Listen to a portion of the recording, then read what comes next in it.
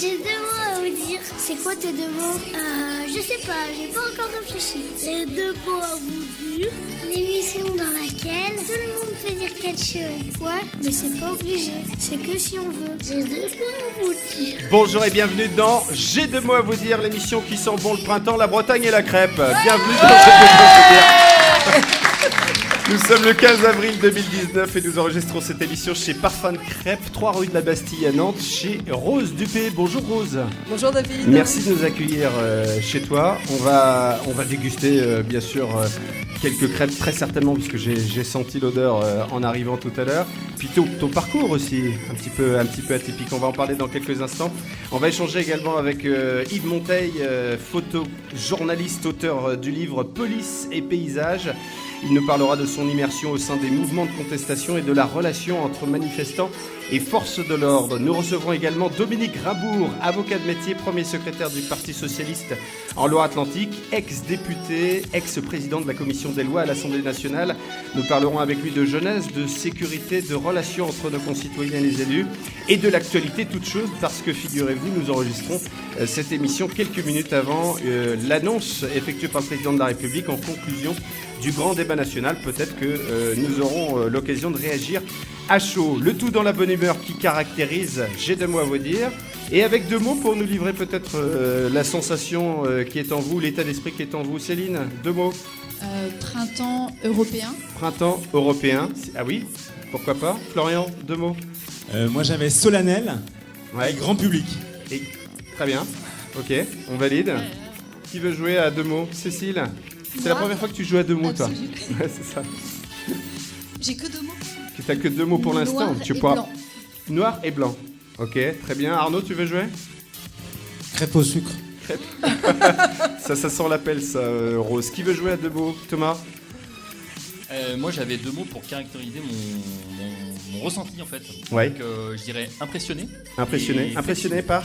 Parce que c'est ta impressionné première. parce que c'est ma première. C'est Impressionné ta par première les gens aujourd'hui. qui sont là. Ouais. Et la première, faut les applaudir les premières, hein? La première de J'ai 2 mots à vous dire pour Thomas. Ouais.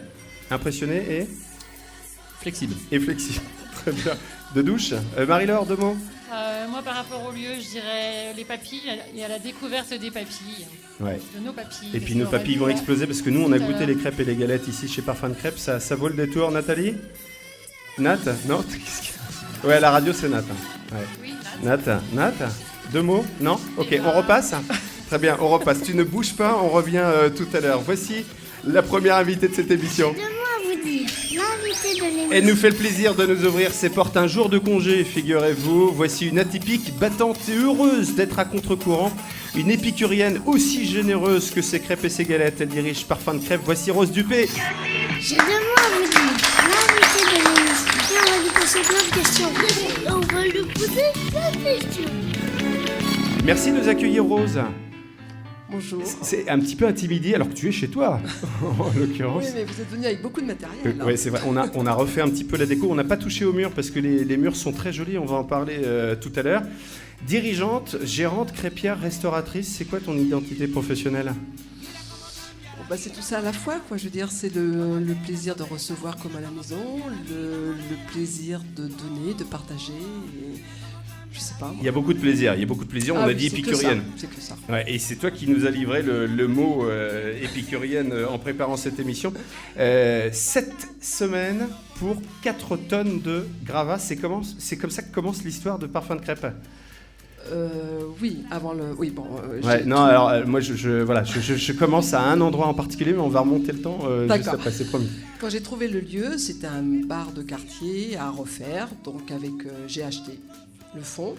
Les amis, j'avais en amont prévu toute ma bande de copains. Ils sont venus le samedi matin à 9h.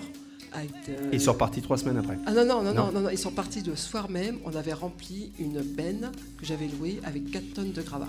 Ah oui, quand même. T'as des sacrés amis. Ah oui, Ils sont tous des ménageurs en fait. Non, il y avait des copains notaires, des ingénieurs, il y avait toute la bande. Et le lundi matin, j'ai donné les clés aux artisans. Un parcours chaotique à la base, si on remonte un petit peu la rivière. Oh oui. Une dyslexique qui bégaye pas mal et qui se cherche un peu, qui est peut-être ballotté un petit peu de toutes parts dans son parcours scolaire? Parcours scolaire atypique, 6 et 5e de transition. Je ne sais pas si ça existe encore, cette formation-là. On voulait me mettre comme femme de ménage. Mes parents ont dit non, tu vas essayer de faire un CAP de comptabilité.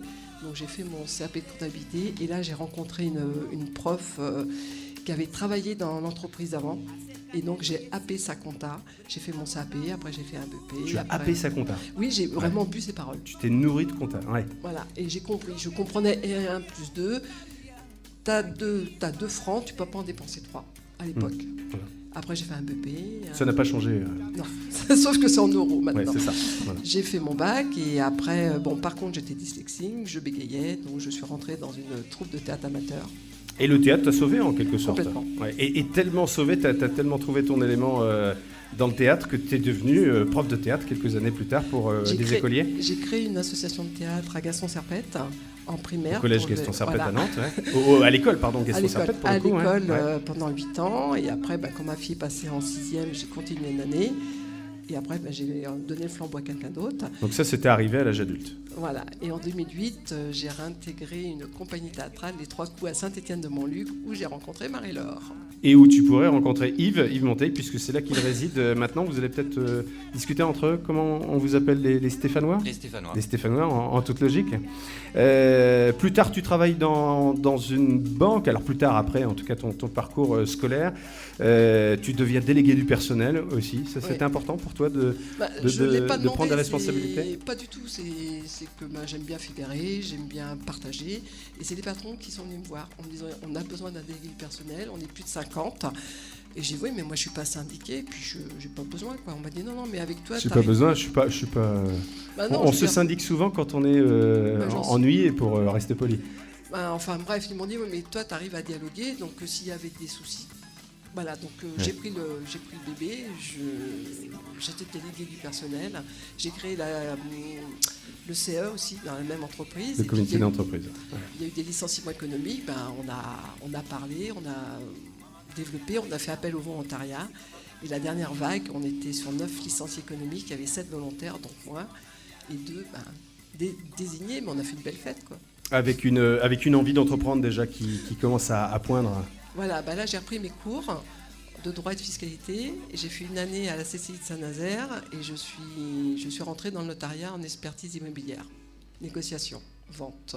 Négociation, vente, ça va durer un peu plus de 10 ans, 13 ans pour être... J'ai des cycles de 13, c'est comme ça. C'est des cycles de 13. Voilà, 13 ans en banque, 13 ans dans le notariat. Et là, changement de direction en 2007, j'ai bien vu qu'on n'allait pas se plaire. Elle m'a ouvert les portes et j'étais très très heureuse. J'ai rebondi en faisant mon CAP de cuisine en 2009-2010, une saison sur la côte et j'ai ouvert ma petite entreprise. Et une bien jolie entreprise, ça s'appelle Parfum de Crêpes, ça sent très très bon, on pourra goûter tout à l'heure. Oui, tout à fait. Évidemment, en préparant l'émission, Rose, elle dit à ceux avec lesquels on a monté le studio, j'ai bien senti l'appel qu'il fallait que je fasse des crêpes même un lundi, un jour de congé. Non, il n'y a pas d'obligation. Non, mais c'est plus fort que moi, je les aurais fait. C'est juste pour nous inviter, hein. C'est pour Dominique et Yves, on a pensé à eux. Tu dis en montant cette crêperie que tu as acheté un quartier? Oui, parce que carrément. J'avais pas envie de finir tard le soir, j'ai plus 20 ans. Ouais. Je voulais une clientèle qui apprécie la bonne nourriture et je voulais faire plaisir. Je voulais pas qu'on soit que de passage. Et ma clientèle, c'est 60% d'habitués, il y en a dans la salle. Salut les habitués.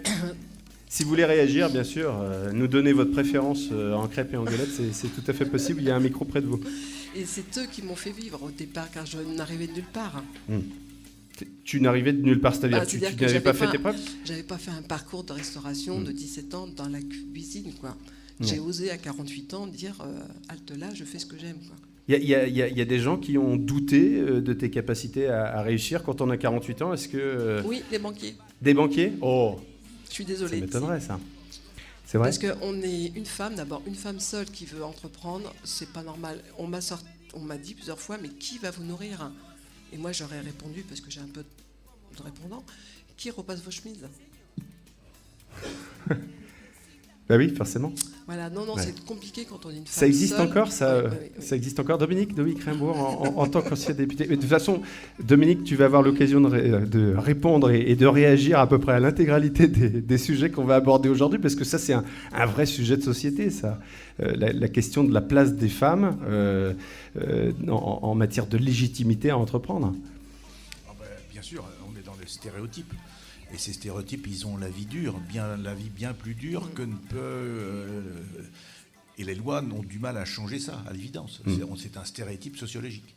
Cela dit, d'un autre côté, le banquier il s'inquiète de savoir qui va permettre de passer les moments où le chiffre d'affaires n'est pas à la hauteur. Mais tout à fait, mais j'avais prévu, comme ancienne comptable, pour moi, parce qu'à l'école, on ne nous dit pas ça. Quand on entreprend quelque chose, quand on crée sa société, on ne nous dit pas pendant 3 ans, vous n'allez pas vous faire de salaire. C'est ça. Donc moi, C'est écrit dans le marbre, ça ? Non, mais bon, en étant comptable, les comptes, je sais. Donc ce que j'ai fait, j'ai anticipé, j'ai compté tous mes frais fixes, plus 150 € par mois. J'ai multiplié par... Prenez des notes, hein, si vous voulez monter votre boîte, là c'est le moment. Et j'ai mis ça pendant 36 mois. Ouais. Et si cette somme-là, je pouvais la mettre de côté, je pouvais démarrer. Et alors, au bout du compte, au bout de combien de 36 temps ? mois, c'était un peu juste. Là. C'était un peu juste pour y arriver. Est-ce que les lois suffisent ? Est-ce que c'est pas une affaire d'autre chose que seulement les lois pour faire avancer les mentalités là-dessus ? C'est pas simplement une question de mentalité, c'est une question de chiffre d'affaires. Et les premiers temps, les premiers mois, c'est extrêmement difficile. C'est vrai là, mais c'est vrai dans toute activité. C'est vrai dans une profession. Non, mais libérale. je parlais bien de l'égalité homme-femme, là, en l'occurrence, de faire confiance à une femme. Il y a des questions qu'on pose à des femmes qui veulent souscrire un prêt bancaire qu'on ne poserait pas forcément à des hommes. Non. Ça, c'est sûr. On pense toujours qu'il y a besoin d'un homme pour assurer une femme. Ça, c'est certain. Mais les banquiers se méfient aussi des hommes tout seuls, se disant mais qui est derrière pour assurer la fin de mois ? Rose ? Non, mais avec du recul, je peux le comprendre parce que j'en ai bien bavé. J'aurais pas eu la fidélité de mes clients de quartier. C'est pour ça, acheter un quartier, c'est acheter la fidélité. Une fois qu'on vous connaît, une fois qu'on sait que vous faites du bon, vous êtes toujours ouverte. Les gens, ils reviennent, ils vous soutiennent. Alors, les horaires d'ouverture, justement, parlons-en, profitons-en. Je suis ouverte du mardi au samedi midi, Oui. du mercredi, jeudi, vendredi soir. Ça, c'est toute l'année. Les 2 mois d'été, je vais ouvrir du lundi soir au samedi midi. J'ouvre un peu plus parce que les clients sont là. 3 rue de la Bastille, à Nantes, c'est facile à trouver. Et alors, c'est marrant parce que quand on entre dans cette crêperie, on voit des jolies toiles, on voit de l'art contemporain. Voilà. On peut voir aussi un petit peu l'histoire de Nantes aussi, parfois. Voilà, c'est aussi, que je fais une exposition de peinture, ça change tous les 2 mois. Je préfère l'art abstrait. Pourquoi ? Vraiment, parce que c'est plus facile à partir dedans, à divaguer, à s'envoler. Ou alors je prends de l'art, si ça parle de Nantes, parce que je suis une pure nantaise, ou alors de l'industrie. Non. Tu es une pure nantaise. Parce que, est-ce qu'on a la carte du restaurant ? Est-ce que quelqu'un peut nous trouver la carte du restaurant ? On va la montrer à la caméra, c'est impressionnant. Et puis je profite pendant qu'on discute pour dire que nous avons un dessinateur pour la première fois qui croque nos propos. Railleru, vous pouvez l'applaudir et lui souhaiter la bienvenue de cette façon. Si tu souhaites... Alors il y a une caméra qui est pointée là sur tes dessins en permanence. On va mettre juste 2 secondes la carte qui montre les photos de Nantes à côté. Voilà. Parce que pour la carte des galettes, moi je garantis, c'est très très bon. On est venu à plusieurs, avec Florian et Arnaud notamment. Je garantis que c'est très bon. Non, la carte extérieure pour qu'on montre les photos de Nantes et qu'on montre à quel point Rose est attachée à Nantes. À ce point-là ? Oui. Jusque dans la carte ? Oui, Ouais. surtout dans un car, ça a un fil conducteur. Ouais. On voit trop de crêperies où la caramel c'est la Guérande, où la Saint-Jacques c'est la Quiberonnaise. Pourquoi ? Nantes, il y a plein de choses à dire. Alors elles s'appellent comment les crêpes, les galettes ici ? Celle qui parle du poisson, la Saint-Jacques, c'est les marchés. On va au marché acheter le poisson. Donc la Petite Hollande, la Sainte-Anne, la Zola. Les atypiques, mais on a quand même le marché... je suis troublée là. La machine de Alors tu peux l'aider si tu veux, Thomas. La tour bretonne, non, Je suis perdue. Ah bah oui, Je non connais mais plus ma c'est carte. ça, c'est le track du micro en fait qui fait ça. Est-ce que quelqu'un va bien l'aider? Passage Pommeret, les machines de Lille. Et pour les desserts, c'est les balades. C'est ce qu'on fait après le repas. Donc c'est les promenades de l'Erdre, promenade de la Loire, le carrousel du Mont-de-Marin, le nid de Monsieur Julien. Voilà, on part, on se promène dans Nantes. Bon, les touristes qui viennent, j'en ai quelques-uns, quand ils prennent la carte, ils disent « Ah, on était là, ah, on a vu ça ». Donc ça fait tout de suite, voyager. ça fait le lien. Ça fait voyager. Une pure nantaise, pur jeu, à tel point que j'ai eu l'impression que quand on habite à certaines rues, on n'est plus tout à fait dans le centre de Nantes. Non, déjà, on passe la Loire, on n'est pas nantais. Ouais. Je Ah oui, suis d'accord. désolée, je suis D'accord. désolée. Donc habitant de Pierremille, non, venez quand même, il y a matière à débattre. Non, il y a matière à débattre, mais c'est une petite boutade avec les amis. Dès qu'ils passent la Loire, je dis bah, t'es pas nantais. On dit comme à Saint-Nazaire de l'autre côté de l'eau ici? On dit comme à Saint-Nazaire de l'autre côté de l'eau? Ouais, c'est ça. Qu'est-ce que tu aimes à Nantes? À défaut de nous vendre Nantes à des touristes, mais fais-nous un moi ce que j'aime en 3-4 moi ce que j'aime. Ce que j'aime à Nantes, c'est une ville qui est très très verte. On peut se promener, on a des parcs, il y a plein de choses de faites. On peut se divertir gratuitement. On a Royal de Luxe, il y a le carnaval, il y a les barbecues mis à disposition au bord de Loire. C'est une ville qui est hyper agréable. Tu sais que tu as un ancien adjoint au maire de Nantes à tes côtés. Je ne l'ai pas indiqué dans le CV, parce que le CV ferait 28 pages minimum pour Dominique Rimbaud. Dominique, tu veux jouer également à moi ce que j'aime à Nantes? 3-4 moi ce que j'aime? Alors, je suis un mauvais Nantais parce que j'habite Pierremille. De l'autre côté, à l'étranger? De l'autre côté de l'eau. Vous avez votre passeport. Donc je suis de l'autre côté de l'eau. Mais ce que j'aime, c'est l'eau, c'est la Loire.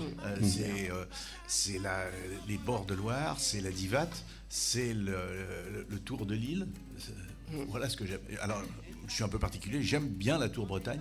Ah, donc, on l'a trouvé? Il n'y en a pas beaucoup, mais c'est parce que je suis de l'autre côté de l'eau. Qu'est-ce qu'elle a de particulier, la Tour Bretagne? Eh ben, j'aime bien ce mélange du moderne. Elle fait cadran solaire quand elle fait cadran Pierremille solaire. J'aime bien ce mélange du moderne et puis de l'ancien. Et il y a un centre-ville avec les deux centres-villes, le centre-ville moyenâgeux et le centre-ville du 18e. Ça, c'est quand même une richesse extraordinaire.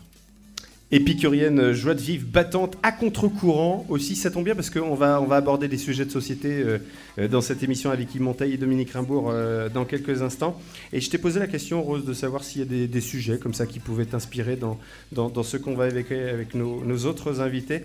Toi, tu as un point de vue assez radical. Si on ne vote pas, on ne manifeste pas. C'est peut-être une solution pour ne pas avoir de casseurs en ville. Ouais. C'est vrai, est-ce que le vote sert à quelque chose? Excusez-moi, je ne veux pas tout de suite arriver dans le vif du sujet. Ah, c'est bien, il y a du débat. Mais on a 14e minute de l'émission, il y a déjà du débat. On a fait un référendum pour Notre-Dame-des-Landes, on ne l'applique pas. À quoi ça sert de voter? C'est tout. Et ben voilà, le débat est lancé. En France, on n'est pas foutu de s'entendre, nous dit Rose. Ça rejoint un petit peu, là pour le coup, ce que va nous dire Yves tout à l'heure. Ça ressemble un petit peu à ça, Yves. Oui, même si moi... Je parlais pas de Notre-Dame-des-Landes, je parle de en France, on n'est pas foutu de s'entendre. Oui, c'est les manifestations qui se succèdent et le sujet sur lequel je travaille le démontre, puisque depuis 2012, entre Notre-Dame-des-Landes et Nantes, j'ai eu effectivement beaucoup de matière par rapport à mon sujet photographique qui s'est imposé à moi en 2012 à Notre-Dame-des-Landes. Et on va en parler dans une seconde. Merci Rose Dupé, Rose de nous accueillir aujourd'hui chez Parfum de Crêpe. Voici notre deuxième invité. J'ai 2 mots à vous dire. L'invité de l'émission. Alors il n'a pas l'air comme ça au premier coup d'œil, il paraît réservé. Au deuxième aussi, mais vous comprenez en fait qu'il cherche à comprendre, parce que c'est peut-être ça qui l'anime d'ailleurs, comprendre. À l'époque de la version radio de J'ai 2 mots à vous dire, il y a 7 ans, nous lui avions demandé de se décrire en 6 mots, de façon intuitive comme ça. Et il avait répondu « insoumis, photojournalisme », pour lui ça veut dire beaucoup de choses, nouveaux médias, voyage, cinéphile et impatient. On va vérifier si cette liste est toujours d'actualité. Il publie Police et paysage, une immersion au sein des mouvements de contestation et un regard sur la relation entre manifestants et forces de l'ordre. Il aurait pu continuer à animer un blog citoyen participatif, c'est là que nous l'avons laissé il y a 7 ans. Il pourrait photographier des canapés à 6 000 € pièce et ne faire que ça, oui, mais il a le regard qui transperce le cuir et les cuirasses. Il a besoin de questionner le système. Voici un bohème, un œil métallique, tranquille, dans un corps en fusion. L'alliage de l'intellectuel et de l'ouvrier, ce sont ces mots. Voici Yves Monteil. L'invité de l'émission. Et on va lui poser plein de questions. On va lui poser plein de questions. Bonjour Yves. Bonjour. Bienvenue, bienvenue dans J'ai deux mots à vous dire. Tu es le premier à venir pour la deuxième fois. Exact. Voilà. Et on verra à la fin de la mission si Rose et Dominique sont prêts à revenir une deuxième fois. Est-ce que ton œil de photographe perce les cuirasses ? Je sais pas. C'est une hypothèse. C'était un premier livre, donc le regard que porteront les gens sur ce livre photo le dira. J'ai dit tranquille dans ta présentation, je t'ai vu une fois t'énerver. C'était au Club de la Presse, il y a une dizaine d'années à peu près. Oui, puisque Tu te souviens de ça ? C'était l'époque où naissait la notion de journalisme citoyen et j'étais face à des journalistes citoyens aussi, mais en encartés. Professionnels et qui à l'époque ne supportaient pas les mots réseaux sociaux, Twitter et que des médias citoyens puissent émerger dans la ville. Et tu t'étais un petit peu agacé ce jour-là et tu avais bien fait. Marie-Laure va partager l'interview et évidemment avec les contributeurs qui réagissent à tout moment. Il y en a qui sont derrière vous, les invités, et qui vous écoutent attentivement. C'est plutôt des auditifs, hein, ils se sont mis de ce côté-là. Et puis Rayoru est un visuel qui continue de croquer. C'est notre invité, c'est Yves qu'on est en train de voir à l'écran. Ah bah voilà, c'est Yves Monteil. La dernière fois qu'on s'est croisés, c'était, je le disais au micro, c'était en 2012. À l'époque, tu étais photojournaliste, rédacteur en chef de Citizen Nantes, un blog citoyen qui a fermé depuis. Tu es toujours photojournaliste, mais peut-être avec un peu plus de liberté, avec plus de cohérence avec ce qui t'attire ? Oui, et puis je me consacre entièrement à la photographie. Citizen Nantes, c'était un média, c'était le monde associatif. J'ai adoré le monde associatif, mais c'est un monde parfois compliqué, donc l'indépendance du... Qu'est-ce qui était compliqué ? Dépendre des subventions ? Oui, les subventions, les concurrences, les réunions... Il y a de la concurrence dans le monde associatif ? Oui, il y a beaucoup de concurrence dans le monde associatif. C'est un mot qu'on rejette en fait, mais qui existe. Oui, j'ai souvent dit que je trouvais parfois le monde associatif beaucoup plus dur et violent que le monde privé, parfois. C'est vrai que c'est pour le coup un petit peu plus complexe. Marie-Laure. Alors ça veut dire quoi faire du photojournalisme ? Le photojournalisme, c'est né en fait beaucoup après la Seconde Guerre mondiale et moi je suis un peu dans la trace de mes aînés. À l'époque, c'était rentrer dans une rédaction et puis parcourir le monde. Aujourd'hui, c'est plus compliqué puisque les rédactions n'ont plus de photojournalistes attitrés et font appel à des photographes qui sont sur place. Un photojournaliste, c'est quelqu'un qui s'empare d'un sujet et contrairement à un photographe de presse, il va s'y atteler sur des mois, voire des années pour maîtriser complètement le sujet. C'est-à-dire qu'il ne fait pas que des photos, il se documente aussi pour donner un sens à son travail en dehors de l'immédiateté, on va dire. Le temps long, c'est encore possible aujourd'hui ? La preuve, mais c'est avec beaucoup de sacrifices en fait. Il faut se lancer et après éventuellement vendre des photos ou faire un livre comme je fais.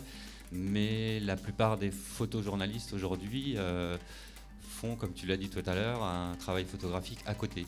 On va parler du livre Police et paysages, dont on n'a pas la couverture parce qu'il n'est pas encore sorti là, au moment où on enregistre cette émission le 15 avril 2019. Non, on est dans la phase photogravure et le livre est parti dans les mains de la graphiste et il sera imprimé dans le sud à Toulouse fin mai. Donc il sera disponible à partir de juin.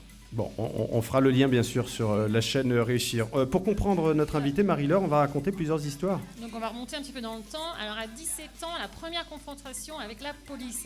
Une histoire de tag. Alors j'aimerais bien en savoir plus. Le policier m'a menti pour obtenir la vérité. Oui, c'était l'époque de... Où il mentait.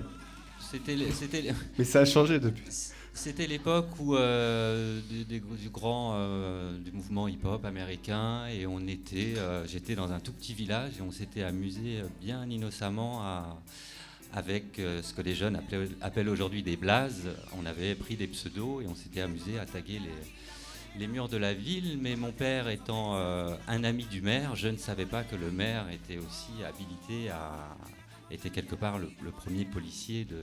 Ah, c'est le premier magistrat de la commune. Voilà, et le brigadier de gendarmerie qui était en face de moi avait évidemment toutes les informations, mais s'est bien gardé de me les dire pour m'extorquer les aveux. Donc ça, c'est une pratique à la rigueur normale pour extorquer les aveux, mais j'ai compris aussi plus tard dans le travail que j'ai fait que la police ne mentait pas que pour obtenir des aveux et qu'elle pouvait aussi incriminer des gens sur parfois des choses qui sont fausses, notamment en manifestation. Je l'ai très souvent observé. 99. En 99, donc découverte de l'Afrique, aide au développement avec l'asso TAC après. Tac, après, c'était une asso au Bray-Melville. Hein. Oui, c'était une association au Bray-Malville que j'avais montée avec Mariam Sao, qui était ma compagne à l'époque et qui était originaire du Sénégal. Et c'était ce qu'on appelait à l'époque, on parlait encore de solidarité internationale. Donc On n'en parle plus ? Alors je sais pas, on est passé d'humanitaire à aide au développement et à solidarité internationale. Aujourd'hui, je ne sais pas, puisque j'ai lâché cette partie-là, mais moi, je m'occupais plus de la partie culturelle dans l'association et j'ai organisé des séjours culturels pour des jeunes Français au Sénégal et inversement. Et c'est là aussi où c'est les premières photos du tournage d'un film. Oui, Koloban Express, à l'époque d'une jeune réalisatrice sénégalaise. Koloban Express, c'est pour ceux qui ont un peu voyagé en Afrique, c'est ces petits cars colorés, ces cars rapides. Et c'était une expérience, une riche expérience. Octobre 2012. Opération César à Notre-Dame-des-Landes. Donc là, je pense qu'il y a pas mal de choses à dire. C'est quoi cette opération policière ? Je la comprends pas. Je découvre des méthodes policières. Est-ce que tu veux nous en dire plus ? Oui, c'était à l'époque du média Citizen Nantes. Donc j'y suis allé plutôt innocemment dans un premier temps pour couvrir cette opération César. Et j'y suis retourné régulièrement, parce que j'ai été effectivement, dès les premiers jours, très surpris des méthodes et surtout des armes policières. J'ignorais quasiment tout à l'époque. Et j'ai découvert ce dont on entend beaucoup parler aujourd'hui, puisque ça s'est démocratisé avec le mouvement des Gilets jaunes. Mais cette histoire de LBD, de grenades et de mutilation avait déjà lieu dès les premiers jours sur cette ZAD à Notre-Dame-des-Landes. Et c'est à partir de cette interpellation que j'ai décidé de creuser ce sujet en photographie. Et avant d'en arriver là, déjà, il va falloir que tu te fasses un petit peu adouber. Et alors ce jour-là, Marie-Laure ? Alors après, moi je reviens aussi à un médecin à Notre-Dame-de-Landes, des assistants tours, et te menacent... Approche bien le micro. Ils menacent de casser ton appareil. Comment on réagit dans ces cas-là ? Oui, alors c'était encore mon innocence, je pense.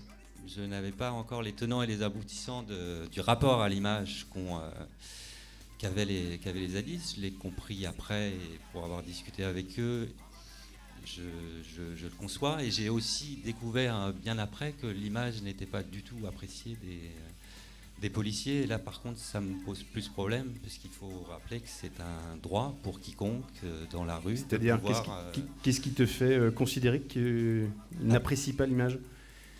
Par rapport à les policiers ?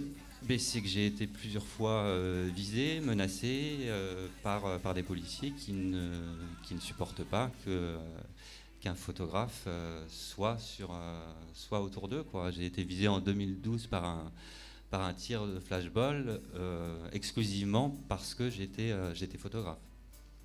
Et c'est ce chaque semaine dans la petite revue de presse que je fais, à l'époque, les photographes professionnels ne me soutenaient pas. Aujourd'hui, j'entends beaucoup de photographes, notamment sur Paris, qui sont délibérément visés par leur simple fonction. Tu portes plainte, la plainte est classée sans suite ? Non, il y a eu une instruction, il y a une avocate parisienne qui m'a suivi. Ensuite, effectivement, il n'y a pas eu de procès, même si la faute a été, c'est incroyable d'ailleurs, la faute a été reconnue, il y avait beaucoup d'images, mais il y a un mot qui prévaut surtout, c'est le contexte. C'est-à-dire que le contexte donne droit à un policier de faire un acte illégitime. Le contexte étant ce jour-là une grande manifestation anti-aéroport où il n'a pas Donc on passe l'éponge là-dessus ? Oui, on passe l'éponge. Est-ce qu'il y a d'autres journalistes aussi qui ont été frappés comme ça peut être ton cas? Depuis, oui, je crois que sur Paris, il y a une... Je parlais de l'époque Notre-Dame-des-Landes. Tu as été le seul à être frappé par un tir de LBD? À ma connaissance, oui. Il n'y avait pas encore... parce qu'il y avait quand même une distinction entre les journalistes encartés et les journalistes non encartés. C'est-à-dire que les policiers étaient encore à l'époque respectueux des journalistes encartés qui souvent, notamment les photographes, fonctionnent en groupe pour se protéger.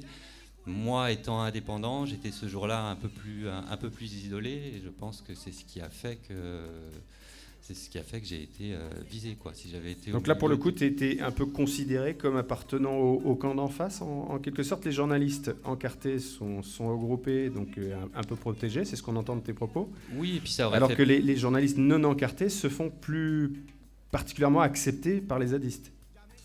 Oui, parce que c'est ce que je disais sur le photojournaliste, c'est le temps long, donc la ZAD, le fait d'y aller régulièrement, d'y retourner, fait aussi que j'ai été identifié et que j'ai pu avoir certains relais et que j'ai pu, sur le temps, faire des photographies en respectant l'image qui, pour beaucoup de zadistes, se comprend parce que certains ne veulent pas que leur image paraisse sur le web, par exemple, pour ne pas être reconnue. Marie-Laure, notre invitée pourrait faire une thèse sur la police, hein, c'est ce qu'il nous a dit en préparant cette émission. Et comment toi tu vis tout cet épisode, parce que c'est quand même un peu compliqué, déjà avec une balle de LBD dans le thorax, le fait que tu sois pris quand même... Mais c'est ce qui m'a décidé à poursuivre, parce que ça c'est en 2014, c'est ce qui m'a décidé à poursuivre. La dernière photo de mon livre date de décembre 2018, donc c'est ce qui m'a poussé à faire ce livre et à commencer un travail approfondi de recherche sur l'histoire de la police, notamment par le biais d'universitaires, que ce soit des historiens, des sociologues, même si en France, nous, on est très en retard sur ça, universitairement. Les anglo-saxons sont beaucoup plus en avance. Sur quoi? Sur l'histoire de la police, on était en retard? Oui, les anglo-saxons ont travaillé bien avant nous sur ces questions-là. Aujourd'hui, il y a beaucoup de sociologues et d'historiens qui sont sortis depuis. On en voit certains sur les plateaux aujourd'hui. Mais il fallait que je comprenne cette violence que j'avais subie moi-même et puis celle que j'observais. Donc il fallait que je remonte quelque part aux sources. Alors qu'est-ce que tu as découvert de la police? Qu'est-ce que tu as découvert? J'ai découvert que c'était pas seulement une police républicaine au sens où je l'entendais, qui était une police protectrice, mais qui, dans son histoire, avait traversé des moments troubles. Je ne vais pas revenir sur un épisode algérien dans les années 60, par exemple? Alors ça, dans mes lectures, effectivement, ça a été ça t'a marqué très important. Le 9 octobre 61, c'est ça? Non, le 17 octobre 61, une manifestation pacifiste à Paris qui, sous l'ère Papon... Papon était préfet de police. Oui, et a donné un blanc-seing. On retient souvent Charonne, qui est plus tard, mais le 17 octobre 61 est très méconnu des Français. Il y a plus d'une centaine de morts ce soir-là et les jours suivants. On enferme des gens pendant plusieurs jours dans des gymnases autour de Paris. Beaucoup de documentation depuis, beaucoup de sévices, beaucoup de mensonges de la police qui, encore jusqu'à il y a quelques années, assuraient qu'il n'y avait eu que deux morts ce soir-là. Et effectivement, ces lectures-là ont été déterminantes pour les coller sur ce que j'observais dans nos années d'aujourd'hui, quoi. Mais voilà. Tu es un spécialiste de la sécurité à côté de toi, Yves, ex-député, ex-président de la commission des lois, et on ne va pas faire tout le CV maintenant, que j'ai vu un petit peu réagir. Qu'est-ce que t'inspire ces travaux de recherche effectués par Yves Dominique Rimbourg? Moi, je suis plus un spécialiste du judiciaire, oui. Donc des tribunaux et de la police judiciaire que des questions de maintien de l'ordre. Alors, ça m'inspire plusieurs choses. La première des choses, c'est qu'il y a un niveau de réaction qui est le niveau émotionnel. Évidemment, quand il y a des blessures, on ne peut que regretter. Le deuxième niveau émotionnel, c'est que chaque fois qu'il y a des manifestations très violentes, moi ça m'inquiète évidemment et je me dis pourvu que personne ne perde la vie dans un épisode de ce type-là. Et puis la troisième chose, c'est effectivement de garantir à la fois une police républicaine et puis à la fois que la rage se transforme en énergie qui soit une énergie qui puisse s'exprimer démocratiquement. C'est très difficile. Et ce que disait Rose tout à l'heure sur la question du référendum, moi j'étais un partisan de Notre-Dame-des-Landes, de la création de Notre-Dame-des-Landes, et la violence zadiste m'a paru être une violence illégitime et qui a débouché sur une décision qui était de ne pas faire Notre-Dame-des-Landes, alors que finalement, moi, ça me paraissait être une bonne chose. Donc, il y a à trouver le moyen de diminuer le niveau de violence que l'on connaît aujourd'hui. Et je ne voudrais pas que l'on revienne au niveau de violence des années 70, où il y avait des manifestations extrêmement violentes. J'ai souvenir 70-80, j'ai souvenir de l'incendie du Parlement de Bretagne, par exemple. Et donc, il faut absolument que l'on débouche sur à la fois une évolution sans doute des techniques de maintien de l'ordre, mais aussi une évolution des mentalités qui fait que ces manifestations violentes, finalement, finissent par porter tort aux causes qui sont défendues par les manifestants. Donc il y a besoin d'une évolution sur ce sujet-là. Sans refaire le débat de Notre-Dame-des-Landes, bon, de toute façon c'est réglé, hein, donc comme ça. Réglé, oui, mais Yves, tu arrives sur place, qu'est-ce que tu constates? La violence, elle est de part et d'autre, ou elle est plus dans un camp que l'autre? Et comme le dit Dominique, il parle de la violence effectivement des manifestants. Il a fallu un peu de temps, même si aujourd'hui c'est reconnu. Enfin, c'est reconnu. C'est reconnu médiatiquement. J'entendais Laurent Nunez, je crois, l'autre jour, qui, face à des images de violence policière, n'arrivait pas à prononcer le mot. J'ai découvert des armes de guerre, en fait. Je ne savais pas que le LBD 40 était classé arme de guerre. Je ne savais pas que les grenades explosives étaient des armes classées catégorie 1 des armes de guerre. Et j'ai découvert qu'en Europe, nous étions les seuls à avoir un tel maintien de l'ordre. Les autres systèmes de maintien de l'ordre, je prends l'exemple de l'Allemagne, sont beaucoup sur la désescalade, ce qu'on appelle la désescalade.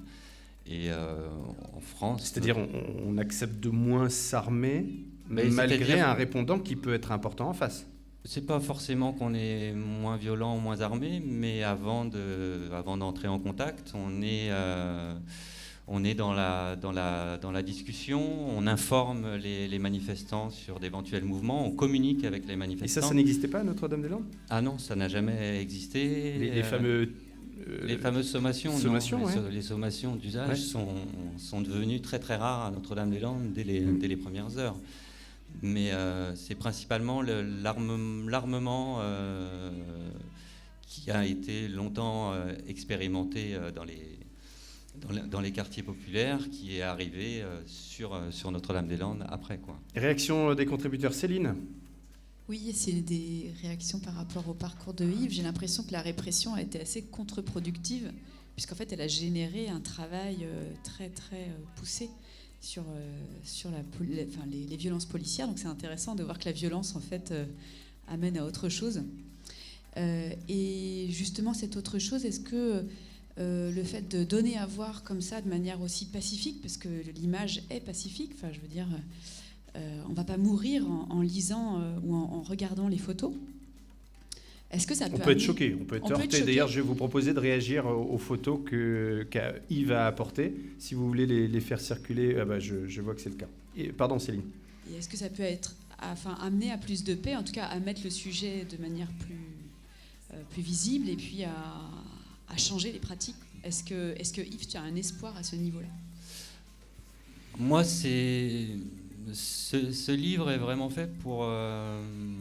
c'est vraiment une grande inquiétude, en fait, ce maintien de l'ordre, parce que je l'ai vu évoluer sous un gouvernement de gauche, aujourd'hui sous Emmanuel Macron, et je m'inquiète vraiment de ce que pourrait donner de telles méthodes, de telles armes dans un gouvernement d'extrême droite, quoi. Je crois qu'il y a vraiment un danger. Je suis aussi très inquiet de voir toutes ces lois toutes ces lois sécuritaires qui passent quand même de manière très, très, très simple dans la société, quoi. Il n'y a plus aujourd'hui de révolte ou de soulèvement, notamment contre les violences policières. Je pense qu'il y a, à l'époque de Malik... Il n'y a plus de révolte. À l'époque il y a de quand Malik... même un mouvement des Gilets jaunes qui s'étire dans le temps. On est déjà à 22 semaines au moment où on parle.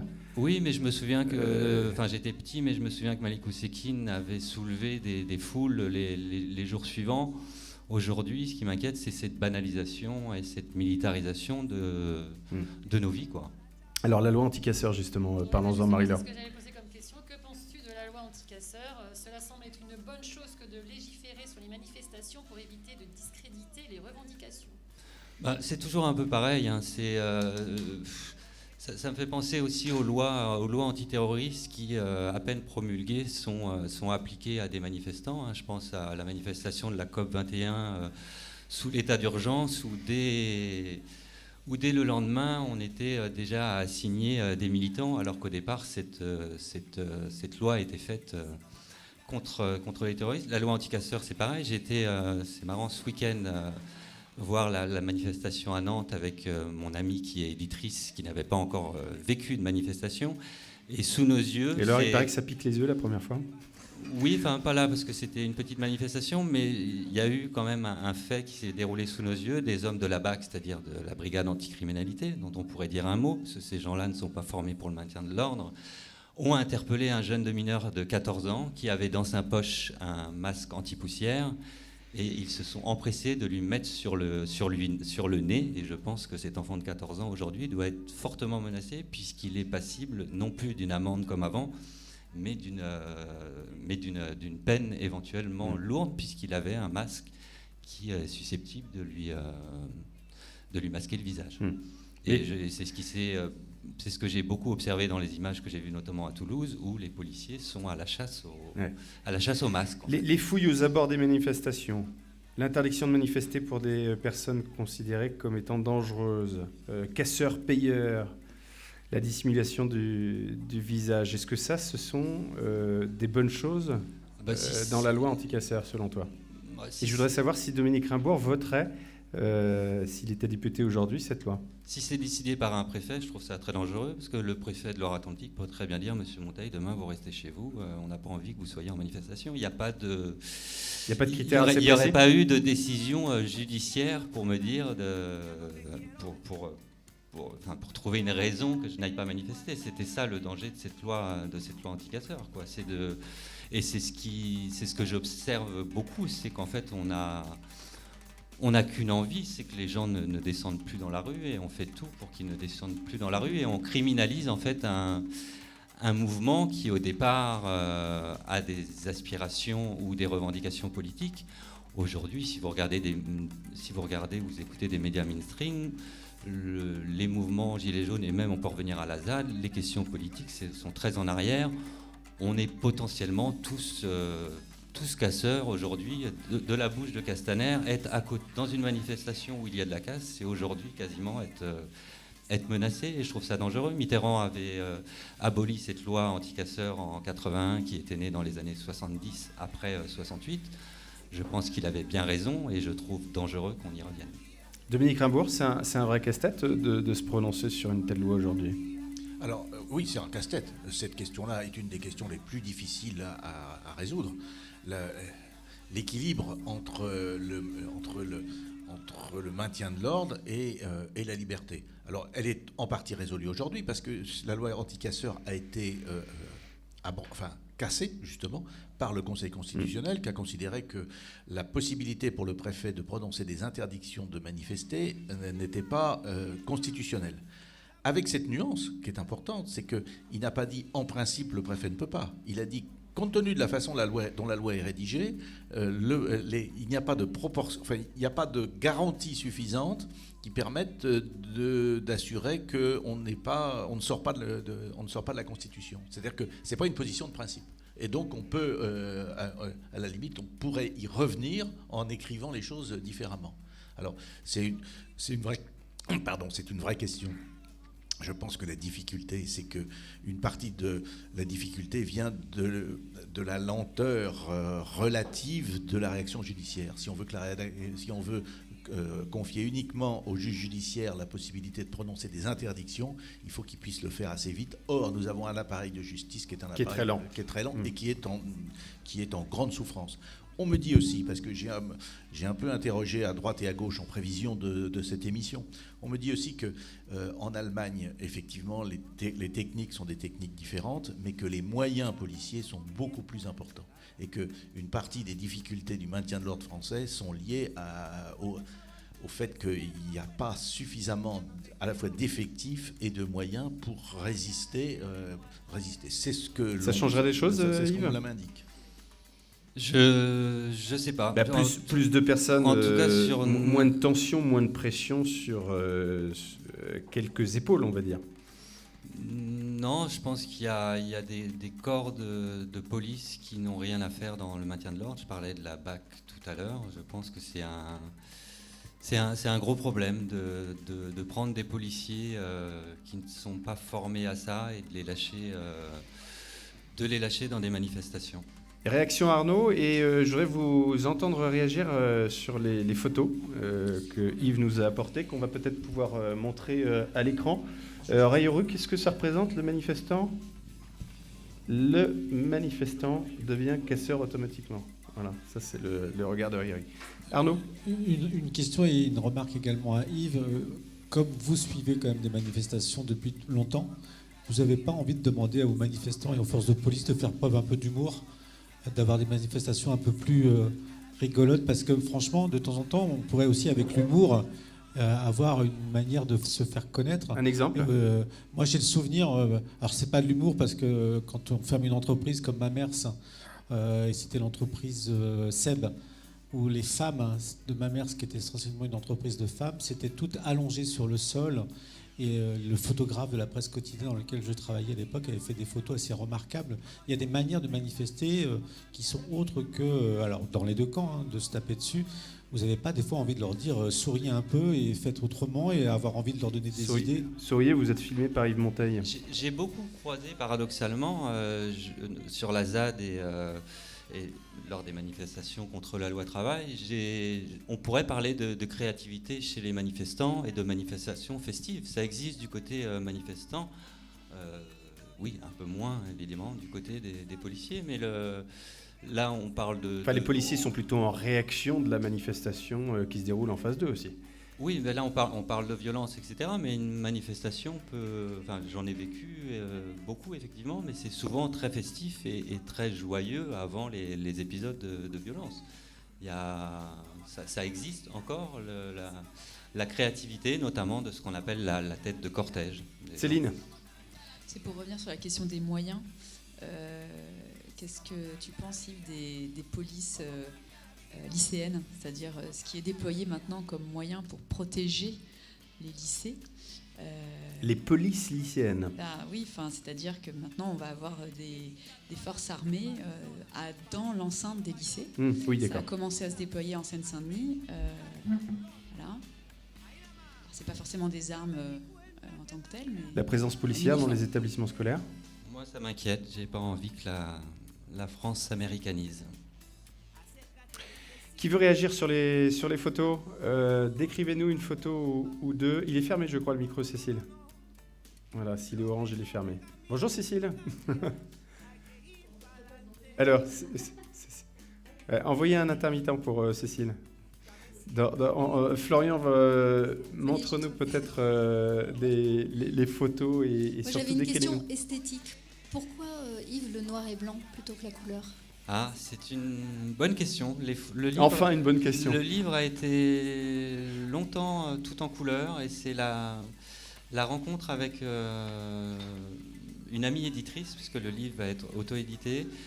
On a commencé à passer les photos en noir et blanc, et on a trouvé vraiment qu'en termes d'impact, c'était beaucoup plus fort. Mais la particularité de ce livre, c'est qu'il y aura à l'intérieur, il y a 90 photos, il y aura un feuillet de 16 pages avec des photos couleurs. Donc il y aura quand même des photos couleurs à l'intérieur du livre. Il y a La les deux. tradition du photojournalisme est aussi une aussi. photographie C'est noir pas, et blanc. c'est pas innocent, C'est pas effectivement. innocent. Et je peux juste en poser une deuxième. C'était quelle différence faites-vous entre la photo documentaire, qui est la vôtre, donc, et la photo de et la photo de reportage? Qu'est-ce qu'elle raconte d'autre par rapport au sujet et puis par rapport aussi à l'esthétique que ça produit?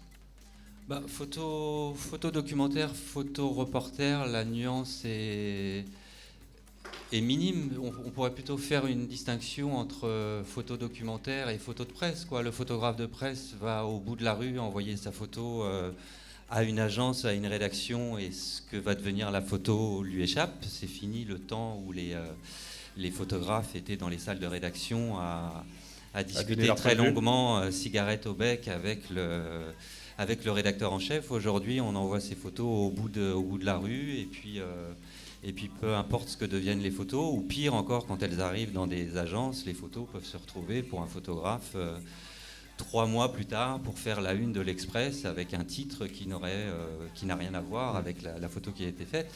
Ça n'arrivera jamais, ça.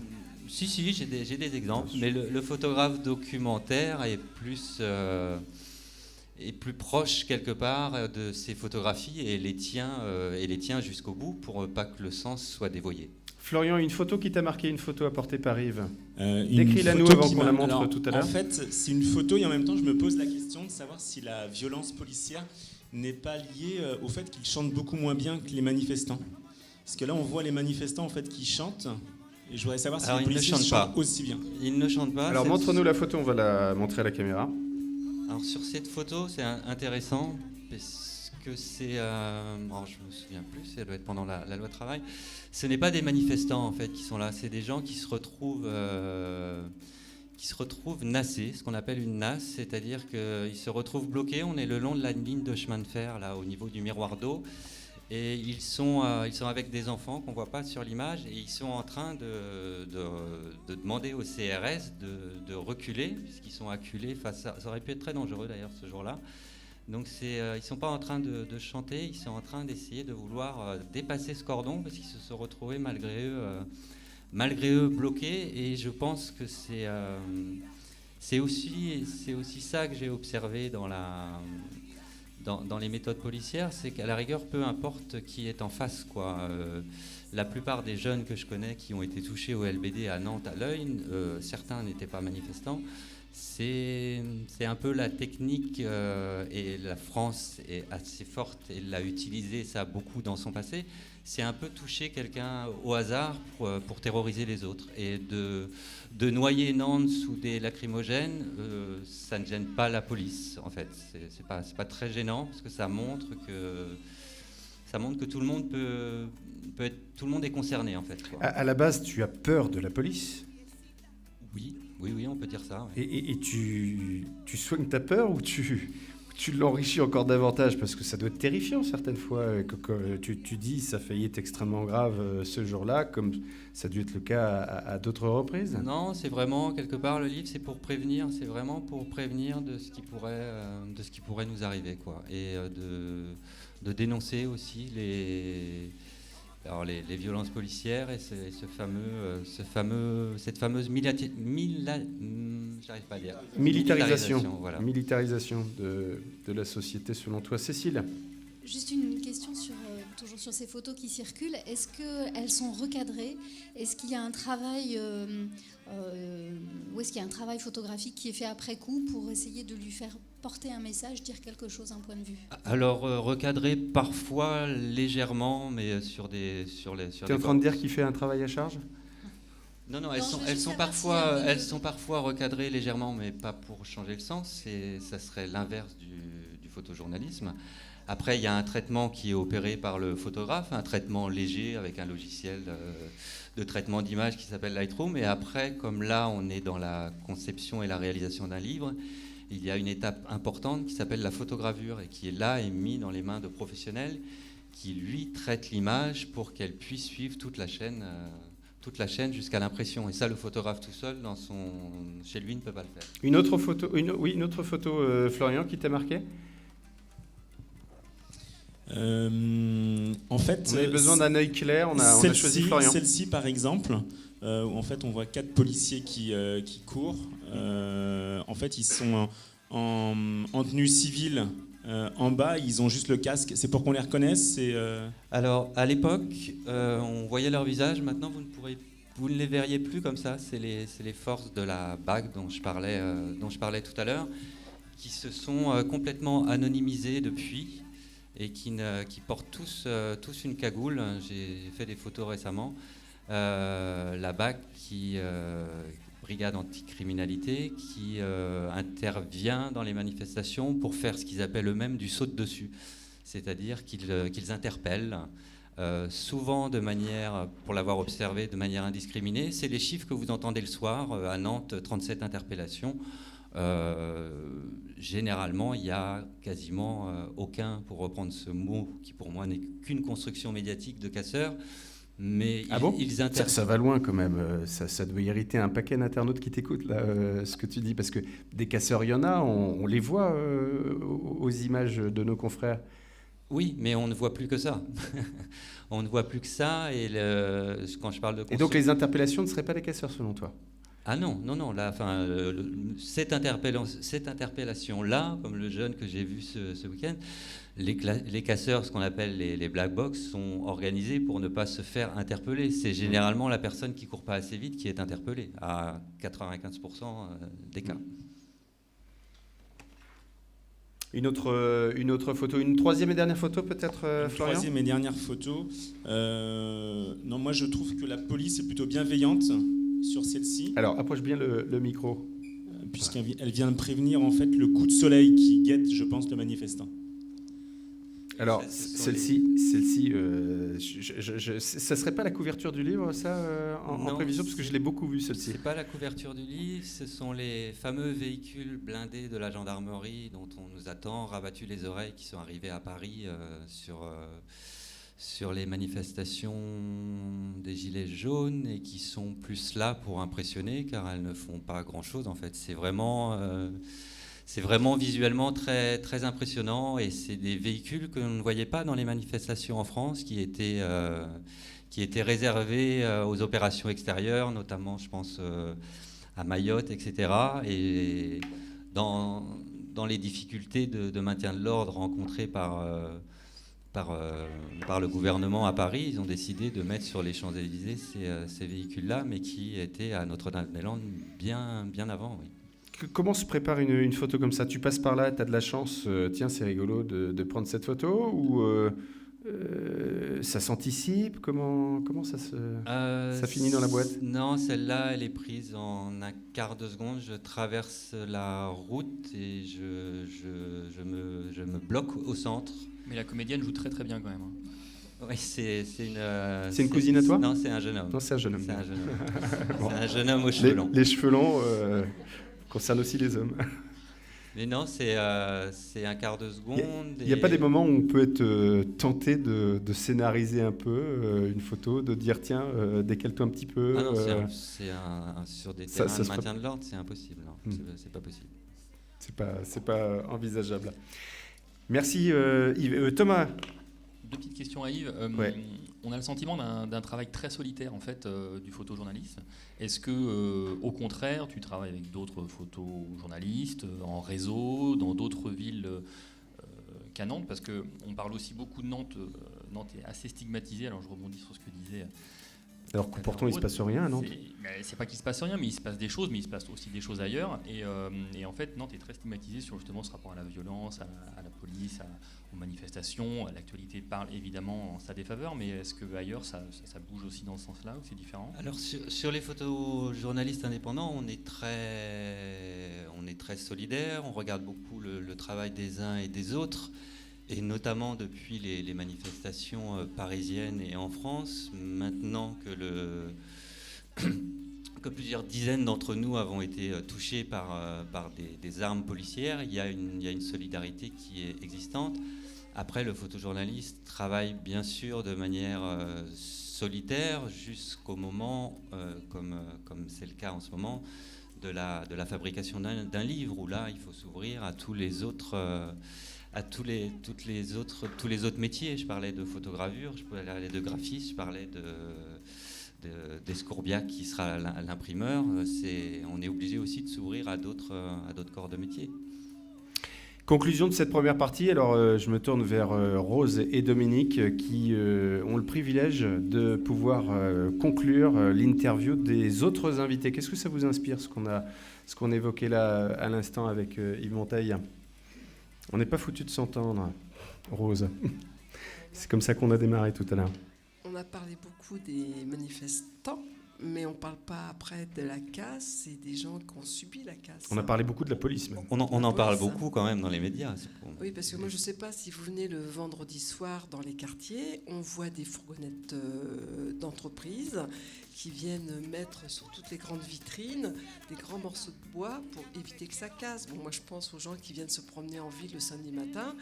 Tous les grands magasins sont clos pour éviter que le samedi après-midi, ça casse, car les assurances payent une fois, mais ne payent pas 2 fois la casse des vitrines. Donc il y a les grosses chaînes, il y a les grosses banques, mais il y a les petits à côté. Moi, ça va, je suis dans un quartier un peu privilégié, ils ne viennent pas jusqu'à chez nous, moi je le crie trop fort, hein. Mais dans le centre-ville, il y a des petits commerçants, des petits restaurants, des petits bars. Le samedi, c'est désert. Et eux, c'est leur chiffre d'affaires. Et eux, ils emploient. Parce qu'il ne faut pas oublier, c'est quand même le petit commerçant, les petites entreprises qui emploient énormément de monde. Donc ce qui veut dire que ces gens-là, s'ils ferment, ça va être un chômeur, 2 chômeurs en plus le propre patron. Oui, plus le traumatisme psychologique que ça engendre. Donc c'est quand même énorme. Je veux dire, moi, les manifs, je suis d'accord, il faut se faire entendre, mais pas la casse, quoi. Il n'y a pas d'autres moyens. Je suis pas forcément en train de défendre la casse, mais mon propos n'était pas celui-là. Non, mais je veux dire que s'il y a personne pour maintenir l'ordre, excusez-moi, on fait quoi? Je suis pas non plus contre le maintien de l'ordre, je suis contre les pratiques policières que j'ai observées pendant plusieurs années. La montée en puissance. Des pratiques très, très violentes, très dangereuses. Moi, j'ai pas envie que mon gamin de 15 ans revienne d'une manifestation avec un œil en moins. Mais je suis entièrement d'accord, mais on fait quoi? Ou même vous, sur un trottoir, qui pourriez être victime, comme cette dame qui fermait sa fenêtre à Marseille d'un je suis d'accord avec vous, mais alors on fait quoi? On interdit ses armes. Et on maintient de l'ordre comme on l'a toujours fait, avec des lanceurs d'eau, avec des CRS qui sont... Avec des bidules. Et les casseurs, ils ont le droit de venir avec plein de choses dans les poches? Moi, je sais pas, je fais la bêtassonne. Non, mais vous me remettez dans la situation violence, pas violence. Non, mais c'est compliqué, non, parce que nous, on le subit et c'est dur. Hein. Moi, je pense aux petits commerçants nantais. C'est chaud, quoi. Après, on va dire que Nantes est ville morte, il n'y aura plus de magasins dans le centre. Dominique, si on résume cette discussion, c'est un débat évidemment interminable, et puis c'est un point de vue qu'il faut entendre de part et d'autre. Et effectivement, Yves Monteil fait bien de préciser qu'il n'est pas contre le maintien de l'ordre naturellement, c'est la façon de le faire. Et vous disiez tout à l'heure que ça pouvait notamment se régler avec davantage d'effectifs policiers. Oui, c'est la critique qui est faite par une partie des officiers à la fois de CRS et de gendarmerie, disant que c'est eux les spécialistes et qu'ils devraient être plus nombreux et intervenir plus. Alors, moi je suis au milieu de démocratiquement, il faut qu'on progresse là-dessus. Démocratiquement, il faut que le niveau de violence baisse. Et moi, j'ai été aussi victime des violences zadistes. Enfin, pas personnellement, mais enfin... Le local a voulu être cassé, attaqué. Le local du Parti Socialiste. Oui, le local a été... Lorsque tu étais député de la permanence Non, pas ma permanence. Le local central. Attaqué à la pompe avec une meuleuse. Qui était juste derrière le cours des 50. Voilà, c'est ça, pour essayer de casser le rideau, etc. Et puis une attaque d'une réunion avec du purin, etc. Donc des pratiques assez difficiles à supporter. Et pendant, on a une ville dont le débat démocratique est abîmé par le niveau de violence. On est toujours assez prudent dans les réunions qu'on organise pour voir comment on va pouvoir échapper à une intrusion un peu violente. Ça se calme un peu là, mais ça a été assez difficile. Donc il y a à trouver le moyen d'échapper à cette violence. Merci à vous. On va peut-être terminer cette première partie avec quelque chose de plus léger, peut-être quelques crêpes dans un instant, mais ça c'est si vous voulez goûter les crêpes de Rose Dupé chez Parfum de Crêpes, il faudra venir ici rue de la Bastille. Voici quelqu'un qui porte un petit peu de un autre fond, on va dire, dans cette émission. Il y a quelques années, elle nous racontait sa vie. Maintenant, ce qui a changé, c'est qu'elle assume. La chronique assumée de Nat. Alors, est-ce que tu t'es dit, Nat, c'est vrai que parler de militarisation de la société, parler dans quelques instants de délinquance, du rapport aux élus, il faut parler d'autre chose aussi. On parle de quoi aujourd'hui ? On parle de quelque chose d'essentiel, pour moi en tout cas, Ouais. déjà, dans un premier temps. C'est les vacances. Donc en fait, là c'était un petit conseil, une petite liste pour partir en vacances avec des amis. Donc effectivement, on est dans un sujet beaucoup plus léger, mais très important justement pour se reposer, que tout ce monde se repose après tout ce qui s'est passé et ce qui va se passer après. Voilà. Donc, Alors, allons-y. donc je reprends le cours de ma chronique. Donc ce soir, donc, ça porte sur une mode assez tendance, celle de faire des listes. Mais attention, ce n'est pas une liste du type sortir les poubelles, prendre rendez-vous chez le coiffeur, dentiste, veto, garage, déposer les enfants à l'anniversaire de la BBF. La Les moments- BBF ? Oui, tu connais pas? Non. Best Friend Forever. Ah, ouais, je ne connaissais pas. Vous connaissez la BBF ? Alors, meilleur ami pour Best- toujours, pour la vie. J'en apprends tous les jours dans cette émission, c'est ça qui est bien. Donc, non, cette liste peut au mieux vous éviter de ruiner vos vacances, au pire de vous faire perdre des amis, ou inversement, selon le degré. Donc, Selon l'angle. Selon l'angle. Nous sommes tous plus ou moins en train de planifier nos vacances d'été, ou tout du moins pour les retards de terre, je pense. Et peut-être que vous envisagez de partir en vacances avec des amis. Donc c'est une très bonne idée, car en partant à plusieurs, effectivement, et en s'y prenant bien, les frais d'hébergement peuvent être sacrément diminués. Mis à part cet aspect financier non négligeable, il existe beaucoup d'autres critères à côté desquels il ne faut surtout pas passer. Si vous partez en vacances avec des enfants, par exemple, assurez-vous que les vôtres et ceux de vos amis aient un minimum d'atomes crochus. Ce serait dommage que déjà vos enfants qui se battent entre eux d'habitude se fritent en plus avec ceux de vos amis. Normalement, en va- général, ça s'équilibre. Hein. Ouais. Ces choses-là, j'ai l'impression. Faut faire gaffe quand même, je pense. De même, assurez-vous d'avoir un minimum d'empathie vis-à-vis des enfants qui ne sont pas les vôtres. Parce que si, en plus de gueuler contre vos enfants, vous en prenez aux enfants des potes, ça le fait pas du tout. Franchement, non. Si ce n'est pas le cas, oubliez tout de suite l'idée de vacances communes et continuez juste à partager des bons repas, pourquoi pas autour d'une crêpe, on sait jamais. Les vacances sont une période de détente. C'est bien quand tu dis détente. Détente, d'accord. Vous Donc allez vous juste- détendre maintenant. Donc faut pas me faire chier pendant les vacances, on est d'accord. Le problème, c'est ce que chacun peut mettre derrière le mot détente, en fait. Ouais. Voilà. Donc, si... Je refais. Donc, effectivement, ça n'a pas la même signification pour tous. Il y en a qui peuvent faire un trek au fin fond de la jungle et d'autres faire un été avec cocktail sur la plage. Donc, c'est pas forcément très, très compatible.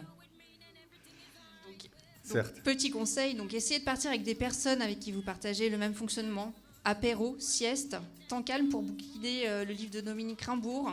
Apéro, sieste. Enfin voilà quoi, enfin des trucs simples. Ouais.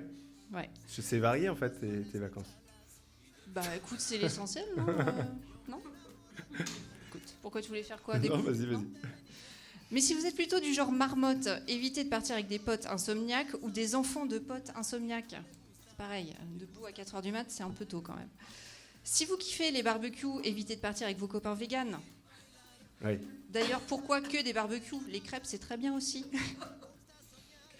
Si vous aimez les animaux, évitez les vacances safari avec vos potes chasseurs. Si vous avez des opinions Il y a politiques... quelqu'un qui a des potes chasseurs ici? On sait jamais, faut pas Les tout chasseurs ne fermer. nous regardent pas, je sais pas. Donc si vous avez des opinions politiques différentes, évitez de partir en vacances au même endroit que l'université d'été de votre parti politique de prédilection. Ça peut éviter des conflits. Si vous avez une peur bleue des chiens... Ouais, sachant que La Rochelle, c'est plus La Rochelle hein, maintenant, chez les socialistes en tout cas. Ça recommence. Ça recommence. On recommence C'est cet reparti été. à La C'est Rochelle. reparti. Il y a à nouveau des moyens, on va en parler tout à l'heure. Alors, donc, si vous avez une peur bleue des chiens, évitez de partir avec vos potes qui ont 2 gros dogs allemands. Si vous êtes très pudique, évitez vos potes naturistes l'été. En revanche, vous pouvez partir avec eux l'hiver. À moins Avec, qu'en- j'ai pas entendu. En revanche, tu peux partir avec eux l'hiver. Oui, c'est ça. Sauf s'ils sont vraiment pas frileux, là, après... c'est- Si vous avez réussi à constituer le casting idéal, que vous avez réussi à vous mettre d'accord sur le lieu, mer ou montagne, il reste néanmoins quelques points non négligeables à aborder. La répartition des tâches ménagères. courses, préparation des Ah là repas, ménage. On avait dit pas de sujet qui fâche en dehors des sujets de discussion avec nos invités. Oui, ben justement, ça peut fâcher. Alors allons-y. Donc cela peut très vite tourner au cauchemar si les amis avec qui vous partez sont inconsciemment dans une vision années 50 du rôle de la femme. Bon écoute, on va prendre un verre sur le port avec les gars. Vous gérez le repas? Les enfants? Bah non, ils sont mis au camping avec vous et puis ils ont leur devoir de vacances à faire. Ok, on ramènera le pain, mais pas sûr qu'on ait le temps parce qu'il faut qu'on bosse notre tiercé avant. Donc ça, hors de question. Oh, les clichés. Les clichés, mais oui, bon, enfin, bon, visiblement, on peut prêter à une femme seule pour monter une entreprise, donc excuse-moi, mais ça, c'est beaucoup plus... Non, voilà. J'entends. Ça reste ancré. Alors, le problème qu'il y a aussi, c'est si justement vos copines avec qui vous partez en vacances se mettent toujours en marche avant vous pour la préparation des repas, pour la vaisselle, pour le ménage, bah, c'est difficile de rester à glander, mais là, du coup, c'est moins les vacances et voilà, c'est pareil, il faut éviter de traîner trop avec elles, c'est tout. Donc je n'épiloguerai pas sur le fait qu'il faut éviter des vacances avec des potes qui sortent tous les soirs si vous êtes plutôt tisane et levé aux aurores. On évite. Donc les 2 derniers petits conseils pour la route concernant l'arrivée et le départ de la location. Essayez de repartir le même jour de manière à ce que le ménage soit fait par tous. C'est pas idiot ça. C'est pas bête. Hein. Oui. En revanche, si vous arrivez après vos amis sur le lieu de vacances, certes vous n'aurez pas l'occasion de choisir votre chambre, mais l'avantage, c'est que les glaçons seront prêts pour l'apéro. Ça, c'est pas mal. C'était la chronique assumée de Nat. Merci, Nat.